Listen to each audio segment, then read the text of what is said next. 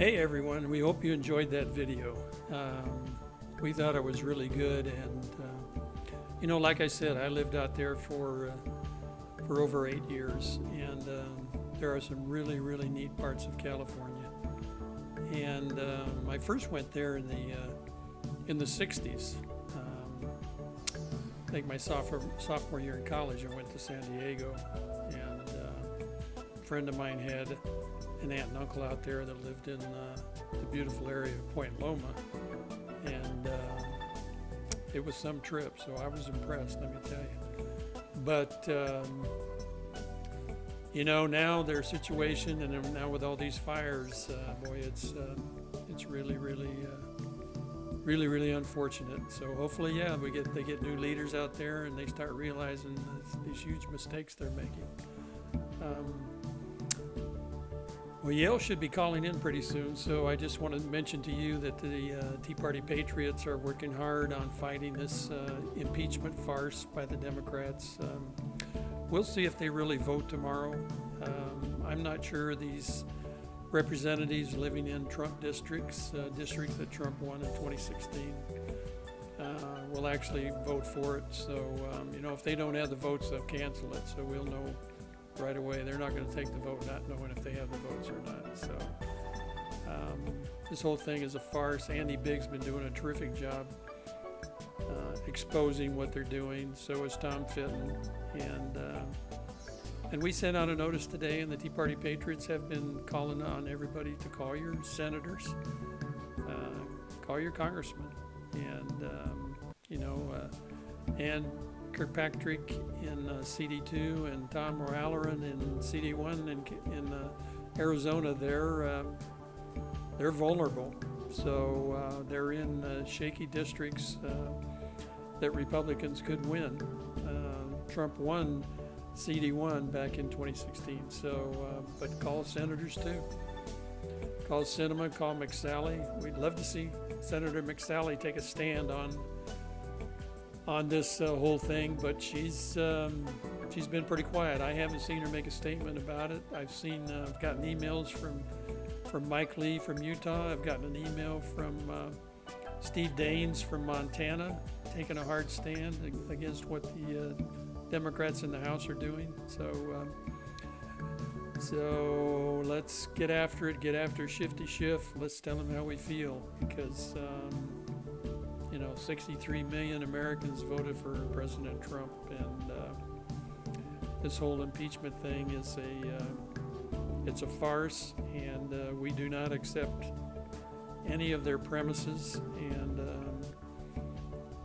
we need the Republicans to take a stand. So I'm going to take a break now, quit pontificating, and we'll let Yale call in, and then we'll pick you up again in a few minutes. Okay, so stand by.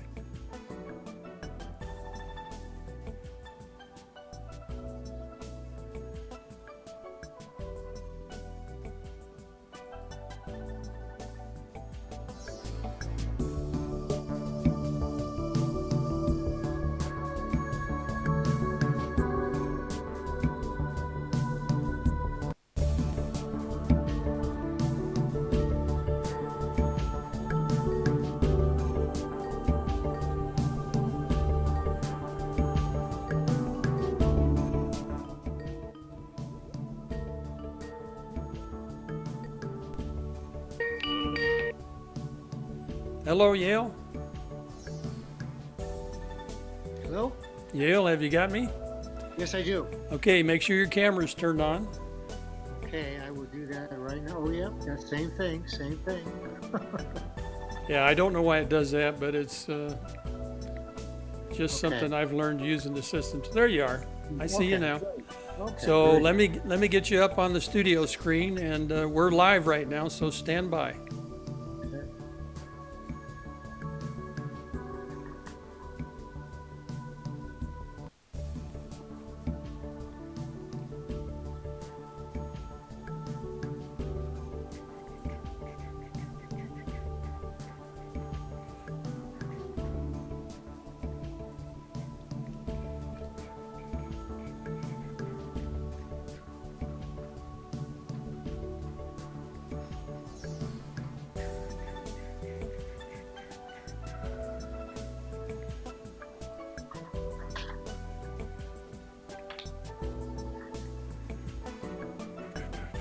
While I'm doing this, Yale, I'm putting, I've got your name up there, and you also, I noticed you had your contact information on your last slide, so we'll be able to share that with everybody. Okay.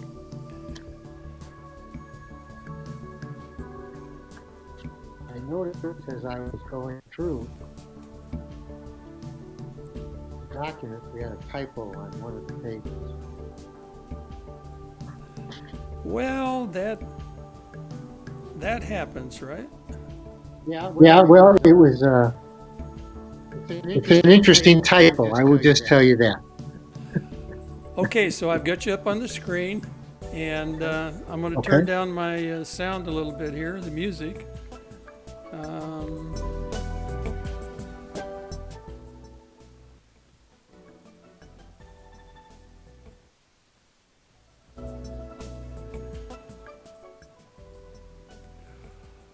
Okay, so ladies and gentlemen, this is Dr. Yale Wishnick.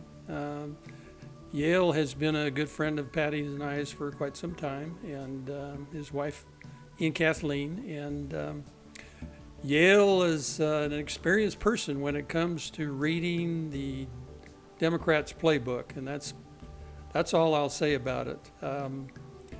He would have a much longer story to tell you about all that, and but he's on the right side of things now, so that's a good thing. So we got him on our team, and we're glad to have him. Okay. So I've got you all centered up here on the screen now, Yale. If you can see the live broadcast, I don't know if you can see it or not, but Yes, we can. I've got your name under your picture so they know who you are. And Yale is going to go through his presentation tonight. He's going to talk about Republican radicalism. That's the way I've introduced this to the audience, Yale.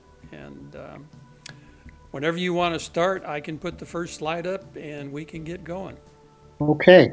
Well, why don't we go ahead and start then with the first slide. And you and I will kind of discuss this. I see all I see all of the Democrats here up on the screen. Right. This is all the Democrat candidates that are embarrassing themselves during these phony debates they're having. But you go ahead and you want to go to the next slide? Well, yeah, but the one thing that's interesting, of course, some of these folks have dropped out, but just for the sake of the title of Republican radicalism,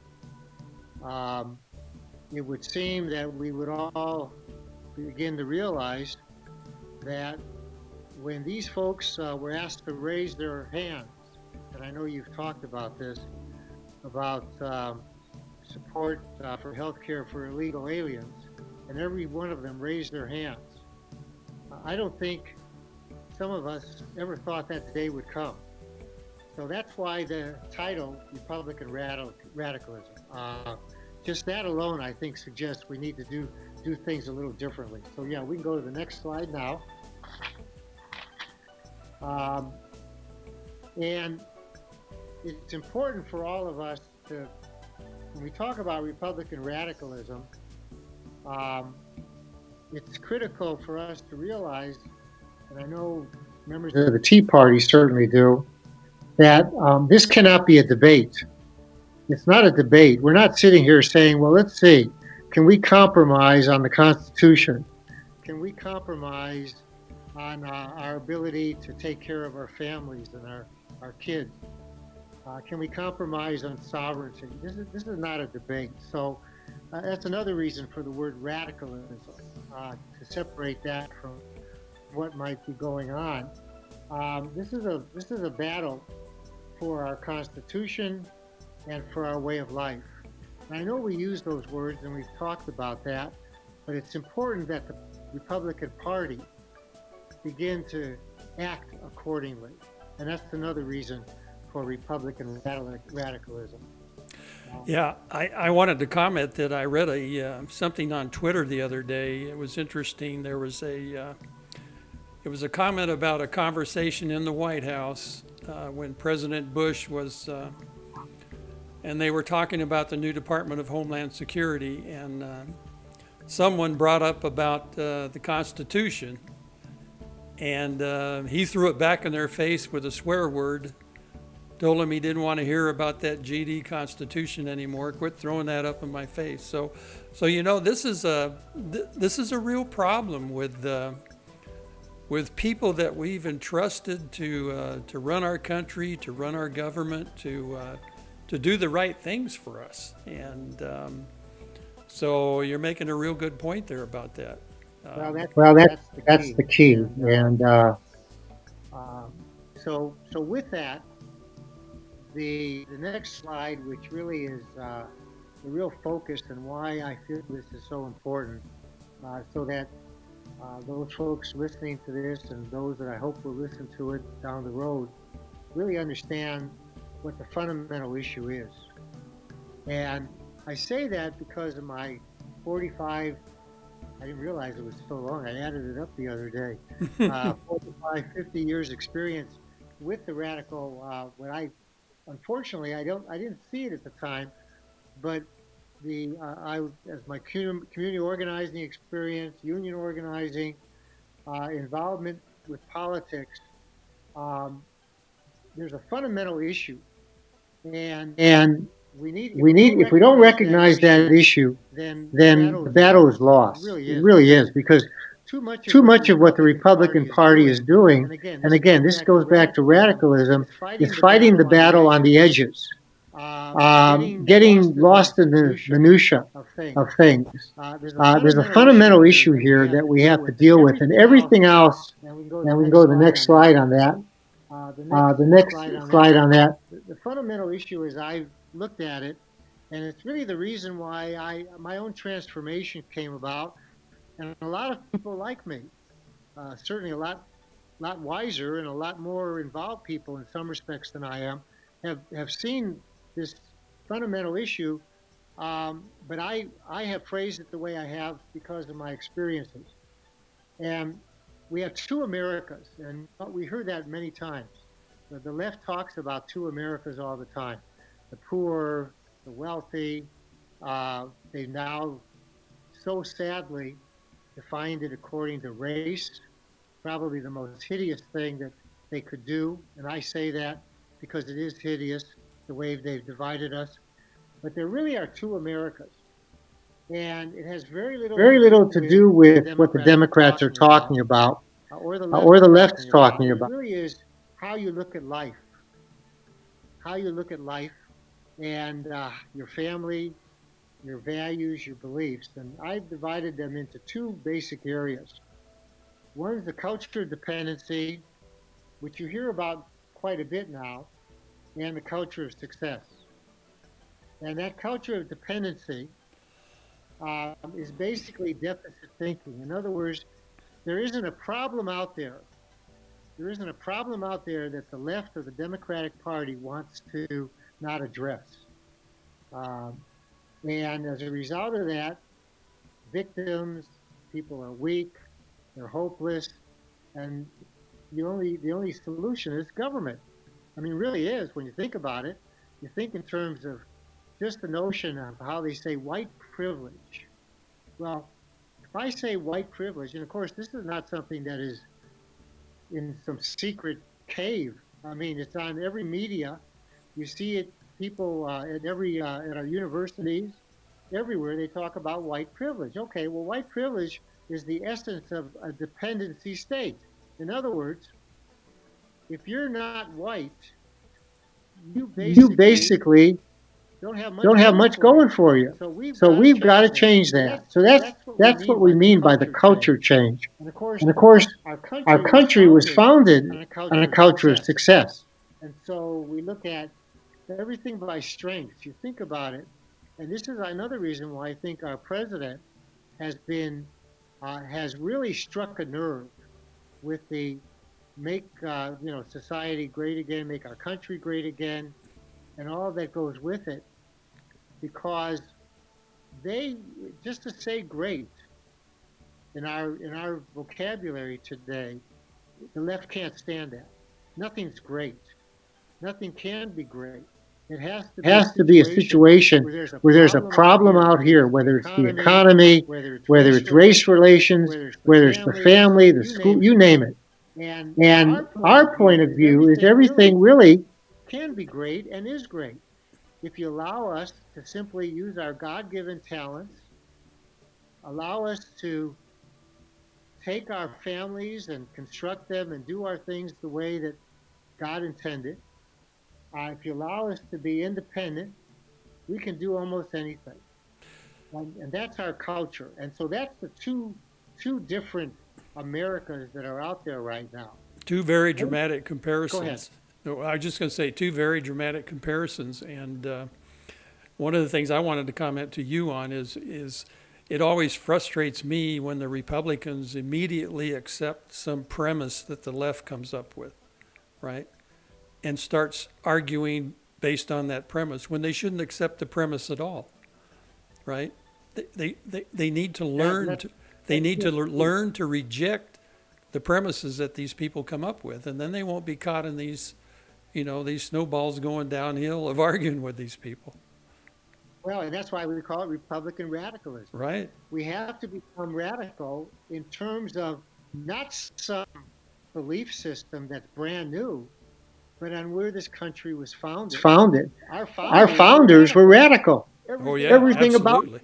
I mean, you know that in some ways better than me. I've heard you. I don't remember which one it was. I think it was Adams, but somebody was criticizing the when they were writing the Constitution. One of the people involved said that we can't do this and we can't do that. And one of the guys, it was Adams or one of those people, they said, well, this is a revolution. So I thought that was so poignant, right? Yeah. And the unfortunate thing, and it takes two to tango. The one thing that bothers me the most is we blame the Democrats. We blame the left. We go on and on and on and on. And I'm saying to myself, wait a second. The only reason they have power is we've given it to them. We have a lot, and it gets to the point that you're making. We have allowed them to take the agenda, to basically change the words, the vocabulary, and this has all been intentional. They take words. Listen to Nancy Pelosi now. My God, she's the biggest patriot that ever lived. I must go after Donald Trump. The country depends on it. Patriotism depends on it. And it's nonsense, but you don't hear our side, the Republican Party, confront them in a way that is necessary for people to listen. You see, that's the thing. If you go tonight and you listen to Hannity or you listen to any station that's somewhat our point of view, what you'll hear, and I guarantee you'll do this, and you know it, you will hear someone on the left very distinctly, very quickly, very matter of fact, say exactly what they mean. And then whether it's Hannity or Laura Ingraham or anyone else, they'll turn to us and for 30, 40 seconds, 2 minutes, put to sleep. Every weasel will ever imagine, instead of saying, wait a minute, that's an absolute lie, you're wrong, and let me tell you why. We don't do that. And I know from my perspective, in terms of my training, and I was trained with Saul Alinsky in the late 70s with the Industrial Areas Foundation, his group. And what it is you put your words in a few sentences, if that, you make it clear, 100% right, and you blame the other side. And that's exactly what they're doing. And they're stealing everything from us. So everything else is commentary. Everything else is commentary if we don't get this. So the next slide, what do we do about it? Is that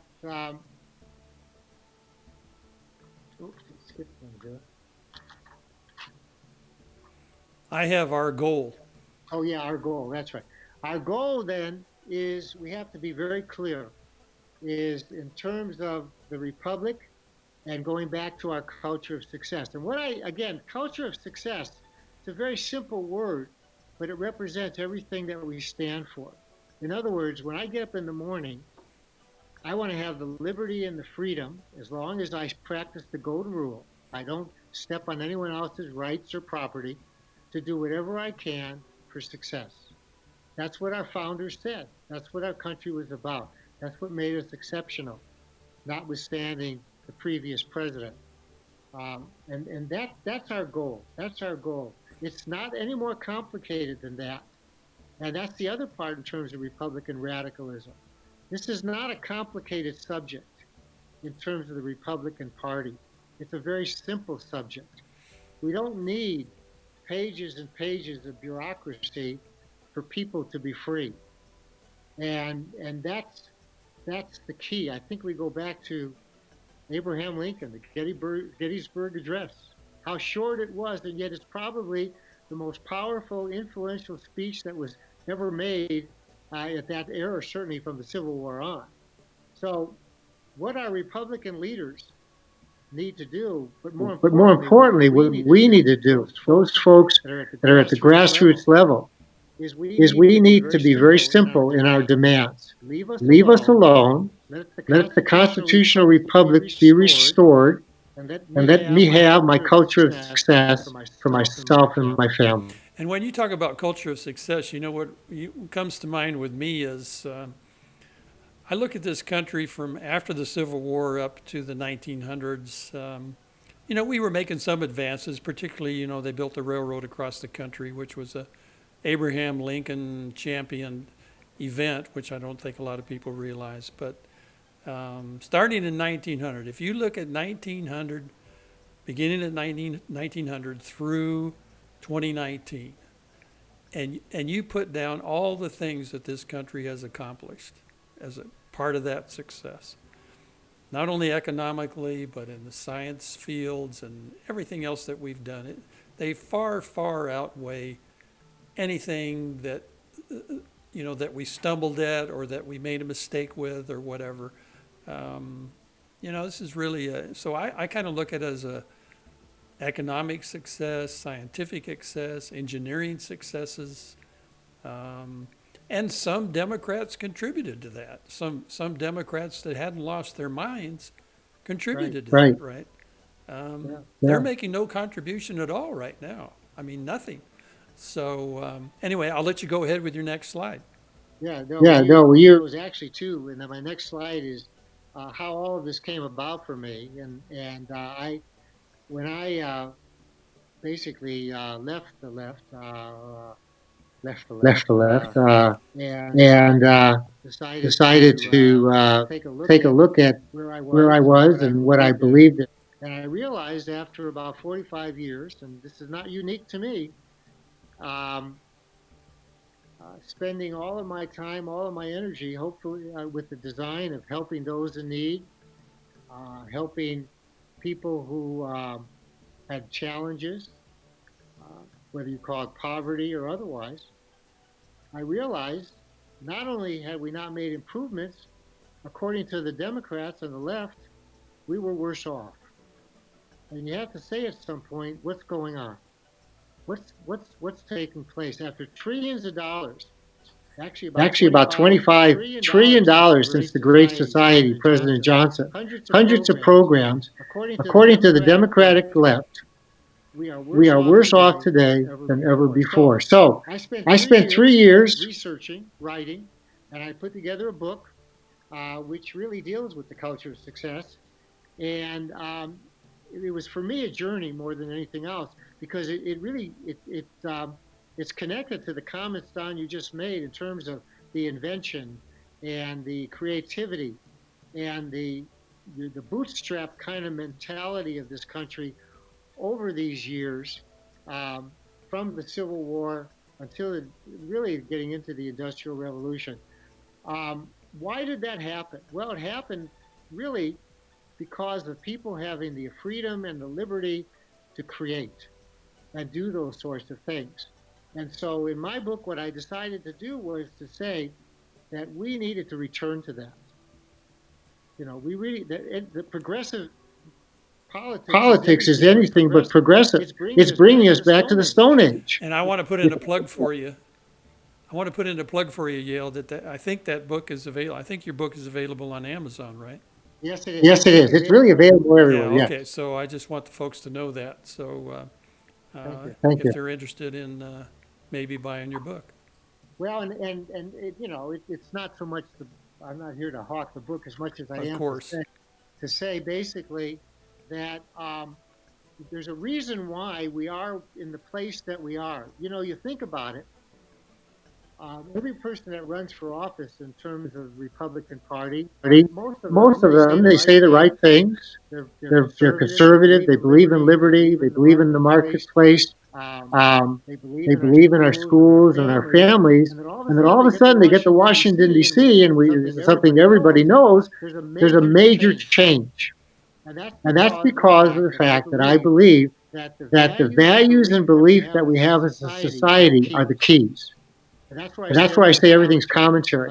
Unless you truly believe that every individual has the right to make their own success and fail and then pull themselves up and do better, which is what our country is about, then you really miss the point and you'll be taken in by the swamp. And again, that's another reason why I think our president's under such attack.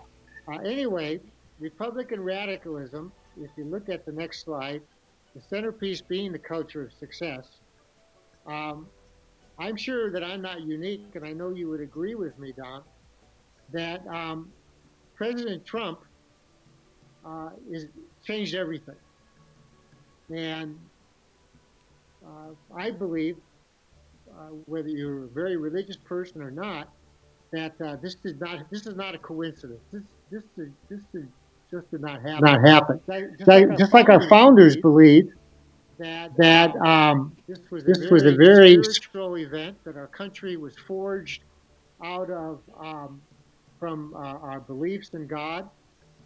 I believe that President Trump is part of that.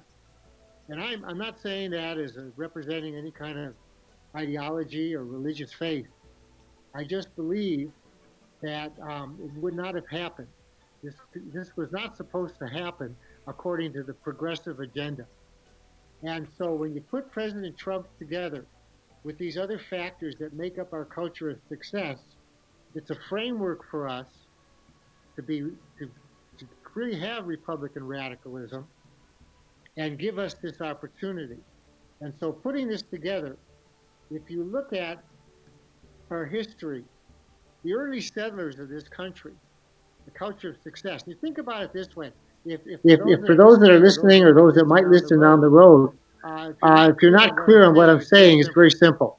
Imagine yourself, you're on the East Coast, and this is the early days of our country, early settlers, and you have no idea about what the future might hold for you, but you're going to put your family together, get in that covered wagon, and go west with a hope and a dream of making something better for your life and your family. In other words, success.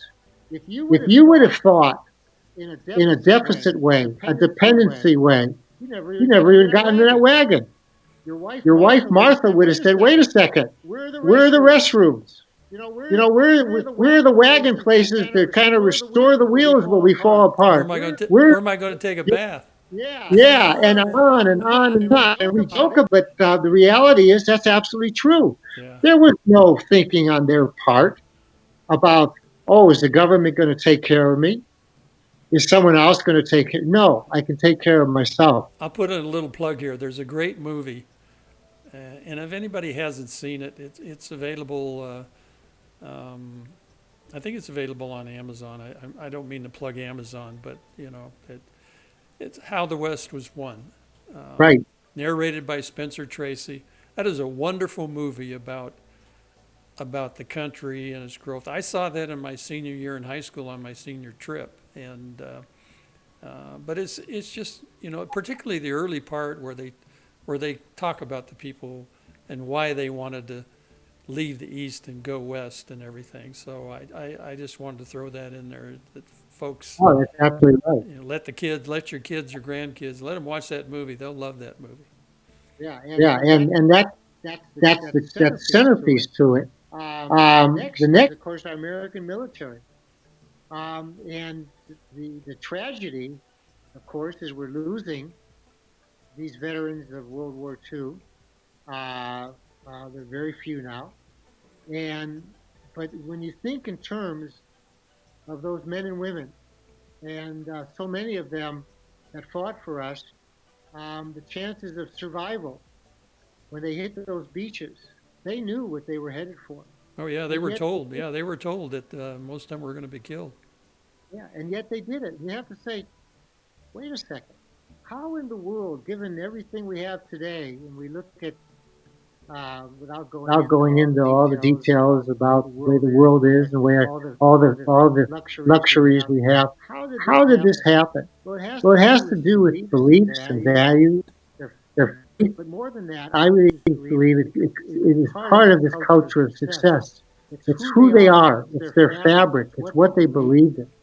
And we have to get back that, but more importantly, we have to remember it. And finally, um, and I started with the settlers, go to the military, but our founders, because I always like to leave this culture of success with them, because anyone who knows about our founders, these folks didn't have to do this. I mean, you think about it, the British were willing to make deals and compromises all over the place. The taxes compared to today were insignificant. This was more of a pinch. It was a burdensome. The British were willing to do anything. They didn't want to bring all their troops over here and get involved, and the king really had no interest. And our founders said, no, we want to be completely free to make our own success. It was a culture of success. And they knew, as you and I know, that they were giving up their life, everything. And so that's what we mean. And then, of course, President Trump tied into that. So the bottom line is Republican radicalism needs to capture that again. Not just because it's a great idea, which it certainly is, but if we don't, we're going to lose it all.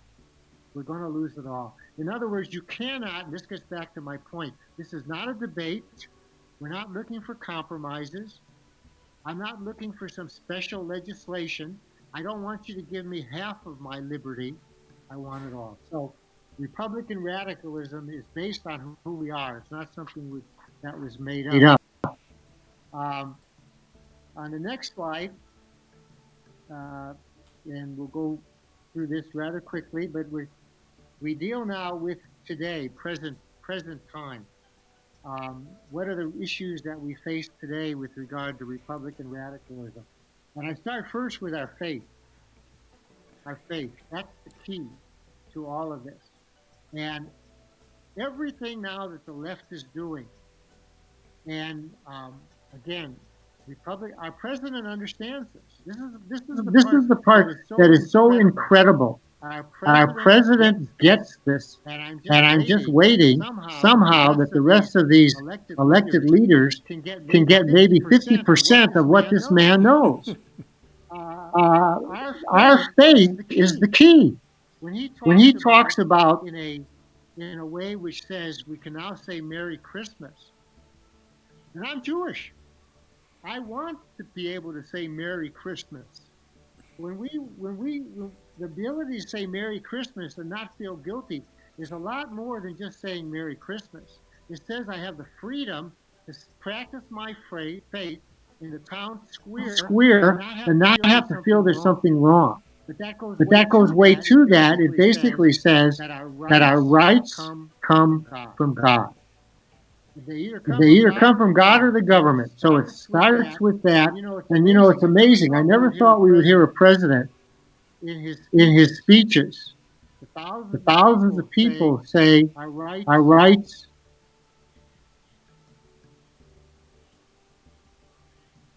presidents we've had.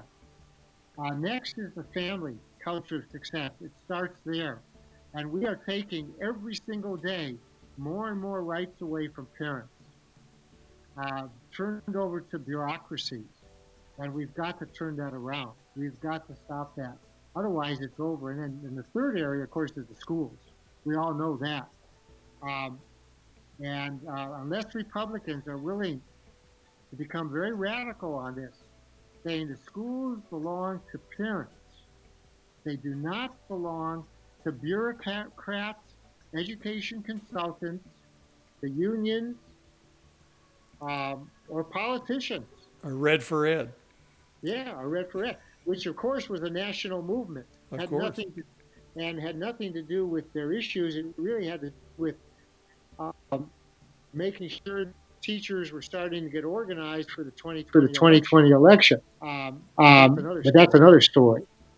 And then, of course, the economy, in in terms of our terms of our culture, that that any man or woman, young boy, young girl, who's interested in setting out to make a career for themselves, they're not dealing with the silliest rules and regulations that bureaucrats are strangling us with.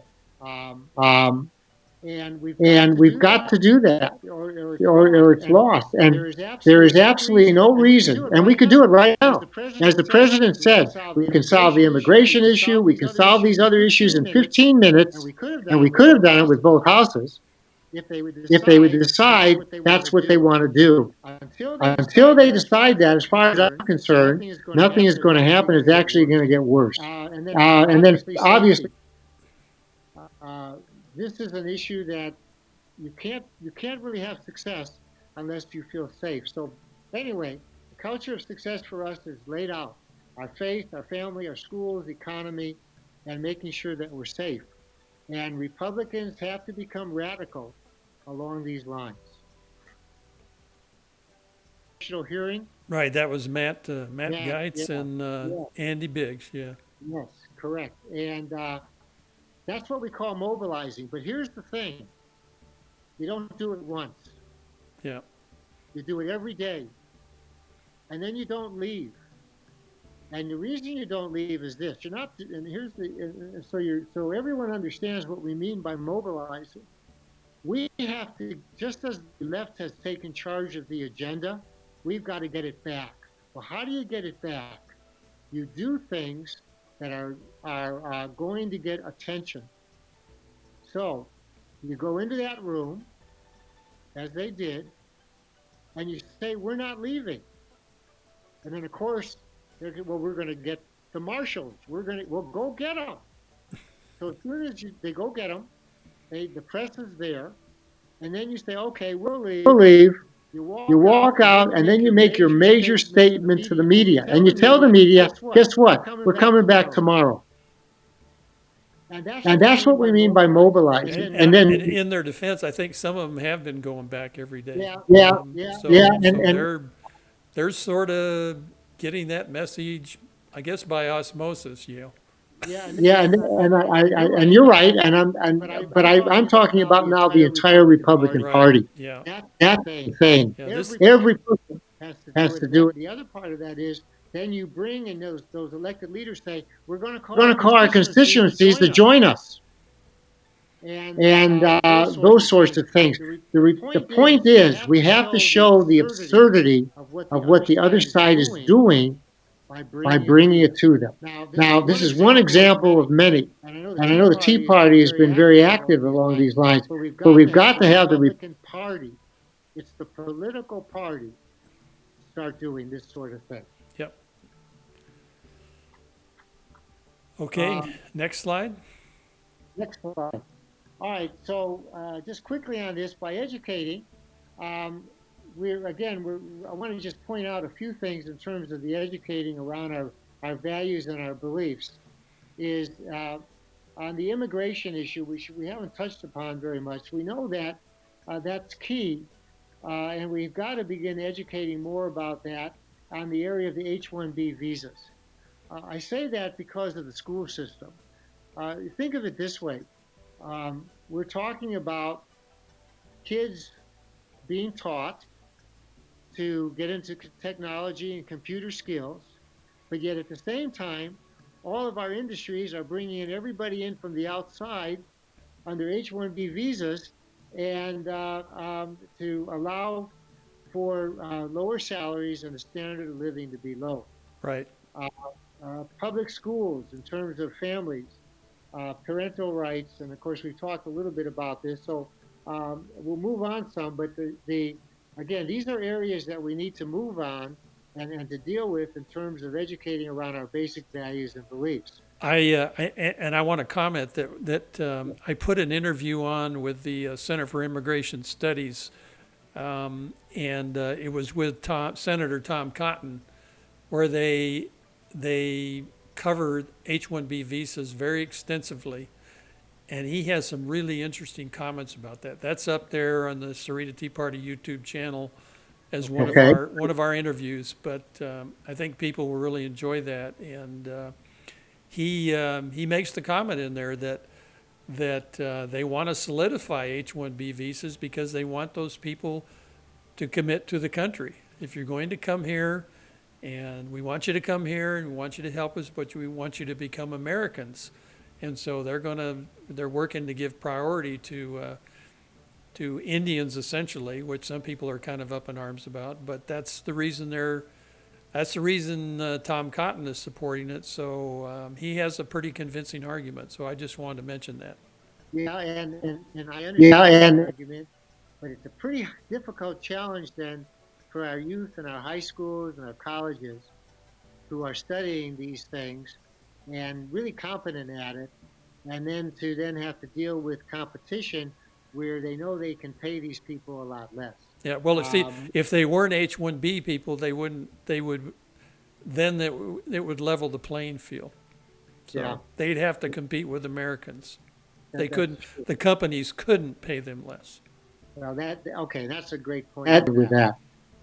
Continuing in terms of Republican radicalism, on the next slide, we educate around our values and beliefs, and we've touched on it a little bit. But the Republican Party needs to stop being reticent on dealing with the real issues that we have to. We are taking the Republican Party, again, as I see it at this point, based on my experiences with the left, they're taking the most simple ideas and making them complex. As a party, we have this tremendous ability right now of taking the simplest idea and making them completely complex so people either don't understand or get bored, whereas the left does just the opposite. They make things very, very simple with a few words that get the attention of everyone. Um, the idea that we're even debating citizenship should tell us that our political party, the Republican Party, has done a horrible job. That we're even debating citizenship. That things such as free speech that we see going on at our university and colleges, That we're tolerating that and allowing that to happen. Um, And so when we start dealing with these issues, we've got to start simplifying them in such a way that people understand them and that they're clear and recognize that the bureaucracies that exist are not there to represent our interests. They're there to represent the interests of the bureaucracy. And that's something the Republican Party can deal with. Our president's been dealing with on executive orders to deregulate as much as he can. So these issues on educating have to go out there. The next sheet, on terms of organizing, again, organizing around these issues, we need to get back to family and kitchen table politics. The focus has to be neighborhood parties, neighbors talking to neighbors, and it's not that difficult. All you got to do is get something organized around some issues, and I know you're heavily involved with this, is talking about those local issues that have national implications. When we start talking about immigration, and I really I do have to applaud a number of Republicans where they'll say there's no such thing as a border town. Every city in America is a border town because of what's happening with regard to the drugs, the violence, the gangs, what's going on in our schools. That no one is now immune from that. But when we deal with these issues, whether it's taxes or anything else, people have got to start dealing with the fact that every time they hear someone say, well, the government will pay for it, Republicans need to start saying, from a radical perspective, what do you mean? You mean Joe down the block is going to pay for it? There's no such thing anymore of that. So we've got to organize around those issues and get communities and locals involved in schools And the other part that the Republican clubs need to do is they need to move beyond just educating. They're great at educating. I know that. You know that. You can have 50 people in the room. Okay, what are we going to do about it? Now that you've heard this great presentation, what do we want to do? Let's organize around the issue. And that's what we've got to start doing as well. And finally, the next slide, which we're now on groups established to mobilize. Because the first in our efforts is to educate, we organize, and then we mobilize. We want to be in a situation where we stop this war of attrition. That's the bottom line. We are in a war of attrition with the left. I remember one of the most important things that I did when I worked for the left, whether it was community organizing or union organizing or involved with political campaigns, we were in a war of attrition. In other words, we didn't care if we lost because we were going to fight another battle. And as long as we took 2 steps forward and maybe we take a step backwards, we're making progress. Now that's where they are. If they can continually erode our rights, that's all they care about. Even this whole issue with Donald Trump, you'll hear them talk. They really don't care if they defeat Donald. In fact, if they don't defeat Donald Trump, it's more a win. Because just think all the organizing, mobilizing they can do to defeat Donald Trump. We know, and I know the Tea Party knows, and you know certainly, that the day after Donald Trump was elected, it was impeach. I went to a meeting the day after where the left was at. And they were talking with teachers. And the first thing that were out of their mouths, how can we resist? How can we resist? Yeah, well, they all thought Hillary was going to win, so they all thought it was going to win. They were in shock. Yeah, and they haven't moved out of that. That's right. That's the part that they haven't moved out. Yep. And when we see families are the key for me. And then the next thing are the schools, because both are tied to faith. We've got to get faith back into our families and faith back into our schools. And there's no reason why it should not be. We've allowed this to happen. And I know one of the responses that we get from good Republicans is, well, you can't do that. You can't challenge the Supreme Court. And I said, oh, okay, well, what the heck do you think California is doing every single day? Yeah. Well, they have the Ninth Circuit. And I said, well, listen, just a second here. We don't have to win. We just have to get the agenda item out. And that's the key. And so when we look at a war of attrition, the way you break that is you say at this point, the Republican Party has to become radical enough to be willing to say, this is what we believe in. Here's our education. We're going to organize around it. And we don't even care if we lose at this point because eventually we will win. And that has to be our key. So when we the next sheet then, and again these are lots of sheets here, and if any of your viewers want any of this, I know we can get to them in terms of the information. But the most important thing that we need to do on mobilizing, where I have a lot of things listed, the first thing is framing the issue. And we don't do this. And if the Republican Party can do one thing to become radical, it's to frame the issue correctly. And that being that, first of all, we make it clean, clear, and simple. And we freeze it in time. And by what I mean by that is we're saying it's 100% right. And as Republicans and as our leaders and those of us that are in the grassroots, if we don't believe we are 100% right, we are lost. Because the other side believes it is 100% right. And that's as simple as that. And you cannot equivocate on this. Second part of it is skin in the game. Right now, we are allowing so many people in this country to not have skin in the game, whether it's paying taxes, whether it's the military, whether it's dealing with handouts. Unless the basic rule, something against nothing, something wins.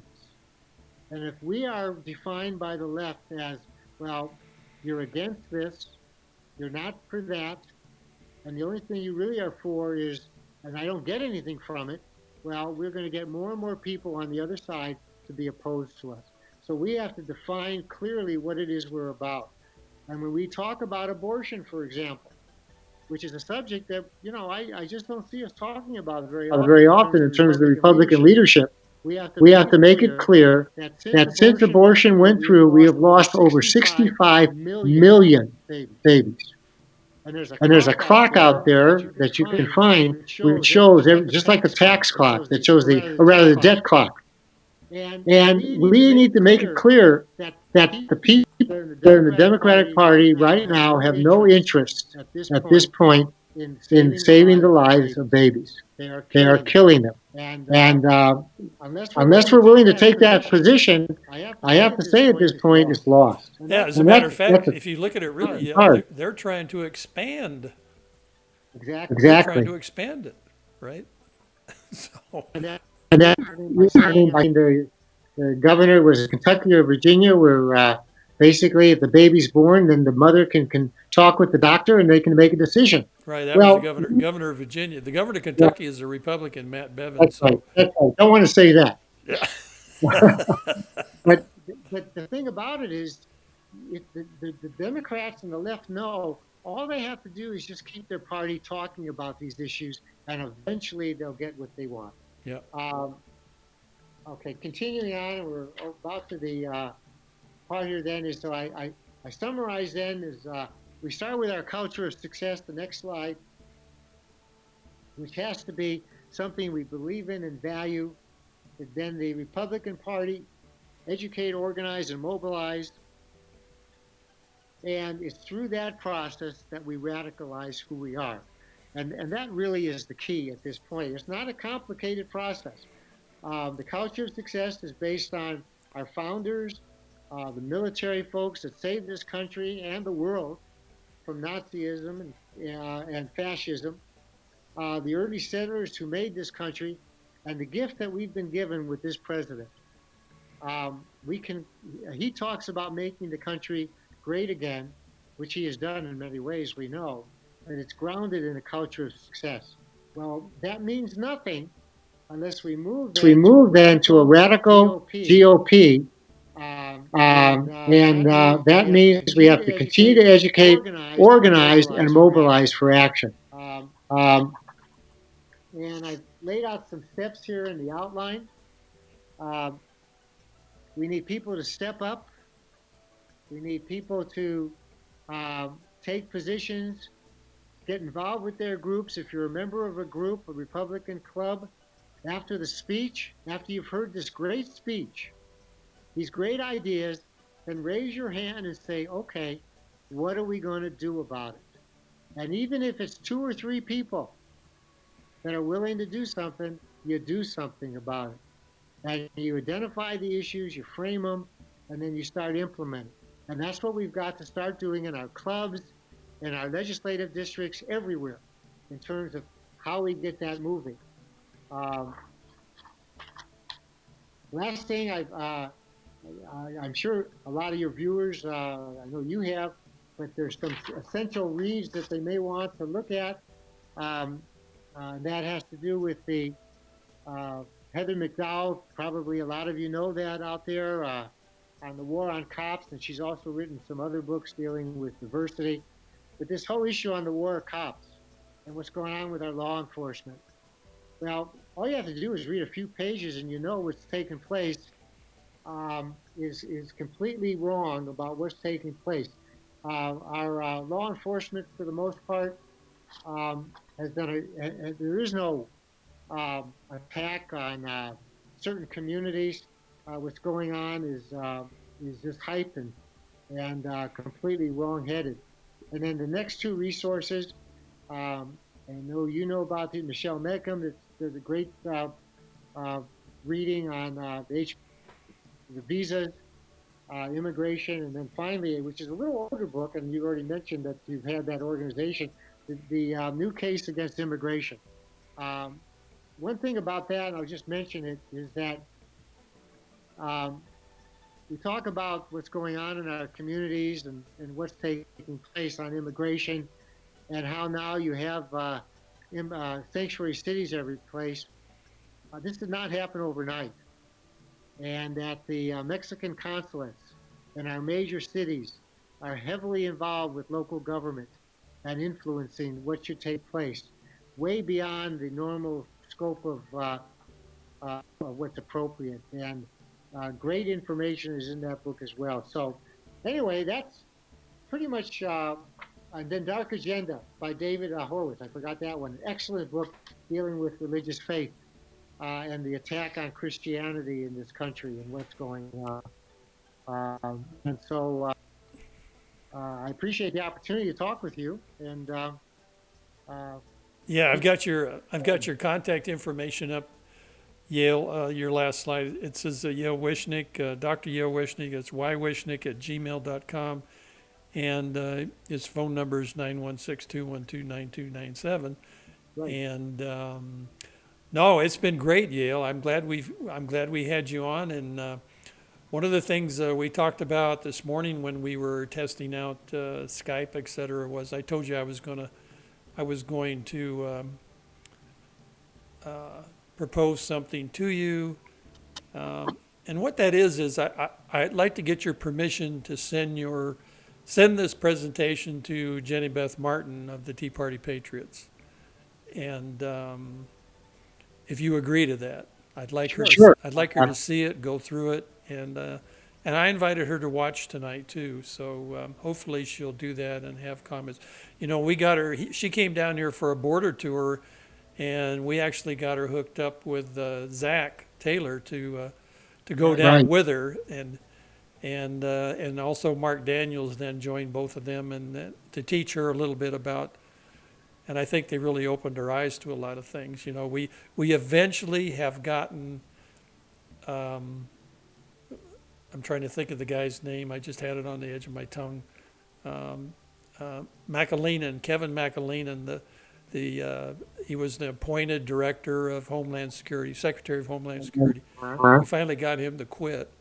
So I keep thinking in my mind that we actually got him fired. It makes me feel better. But he's a total disaster, and although some good things happened, he was really fighting against all of it constantly. So everything that Trump wanted to do, he was not an ally of Trump's immigration policy. So anyway, I just want to mention those things, and we really appreciate you coming on. It's been informative, and you know, it's time for people to start stepping up. It really is. Yeah. I appreciate everything you're doing as well, and thank you for the opportunity. This is not easy because, and we all know this, the difficulty and the challenge for us is that the Republican Party and certainly conservatives, you know, all we want to do is be left alone to do our Yeah, jobs, that's right. Yeah. to obey the law, to recross the T's, dot the I's, and it's difficult. Because we think, we think that's how everybody else lives and is doing it, right? And We just can't do it anymore. That's right. Yes. Yes. All right. I'll also share this with Kelly Ward, because I think Kelly Ward is. I think she's kind of a champion for these kind of things. I really do. I think she's injecting some new energy into the AZ GOP and introducing some new ideas. She's calling for some action things too every week, which is good. So try to get people, to rally around the country and anyway, thank you again for joining us. And Thank you and Kathleen, be safe. We will. We will. Okay. We'll talk to you later. Thank you. You're welcome.